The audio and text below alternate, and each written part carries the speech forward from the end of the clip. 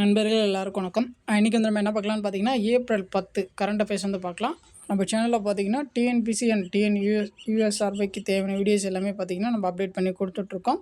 சரிங்களா? நம்ம சேனலில் ரெகுலராக பார்த்தீங்கன்னா, எவ்ரிடே வந்து நம்ம கரண்ட் அஃபேர்ஸ் வந்து அப்டேட் பண்ணி கொடுத்துட்ருக்கோம். நம்மளுடைய சேனல் சப்ஸ்கிரைப் பண்ணாதுங்க, கொஞ்சம் அதை சப்ஸ்கிரைப் பண்ணி ஃபாலோ பண்ணி வச்சுக்கோங்க.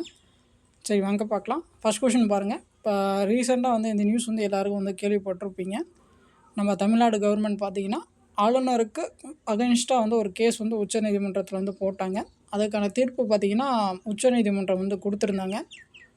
அது வந்து எல்லாருக்குமே மேக்ஸிமம் தெரிஞ்ச விஷயந்தான். சரிங்களா? ஆளுநரால் நிறுத்தி வைக்கப்பட்ட 10 மசோதாக்களுக்கு உச்சநீதிமன்றம் எந்த விதியின் கீழ் தீர்ப்பு வழங்கியது, எந்த ஆர்டிக்கிளை பேஸ் பண்ணி வந்து உச்சநீதிமன்றம் வந்து தீர்ப்பு வந்து கொடுத்துச்சு, அது வந்து ரொம்ப முக்கியம்.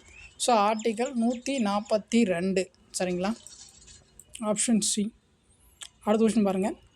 குமரி ஆனந்தன். ஸோ இவரை பற்றி சொல்லணுன்னா, இவர் பார்த்தீங்கன்னா காங்கிரஸ் கட்சியில் இருந்த ஒரு மூத்த தலைவர். இப்போ பார்த்தீங்கன்னா ரீசெண்டாக வந்து அவர் வந்து டெத் ஆகிட்டார்.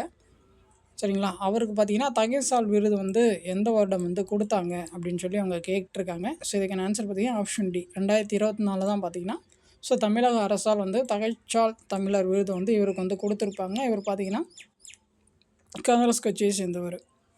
அடுத்த கொஸ்டின் பாருங்கள். அகில இந்திய கண் மருத்துவ சங்கத்தின் துணைத் தலைவராக நியமிக்கப்பட்டவர் வந்து யார் அப்படின்னு சொல்லி கேட்குறாங்க. ஸோ இதுக்கான ஆன்சர் பார்த்தீங்கன்னா ஆப்ஷன் ஏ, மோகன் ராஜா.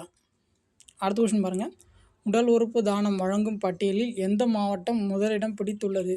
உடல் உறுப்பு வழங்கும் பட்டியலில் எந்த மாவட்டம் ஃபஸ்ட் பிளேஸில் இருக்குது அப்படின்னு சொல்லி பார்த்தீங்கன்னா, திருநெல்வேலி டிஸ்ட்ரிக் தான் பார்த்திங்கன்னா தமிழ்நாட்டில் ஃபஸ்ட்டில் இருக்குது.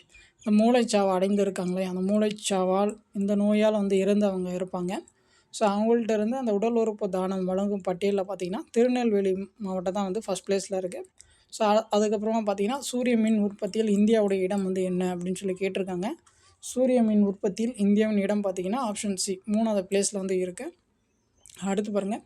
உலக ஹோமியோபதி தினம் வந்து எப்போ அப்படின்னு சொல்லி கேட்குறாங்க.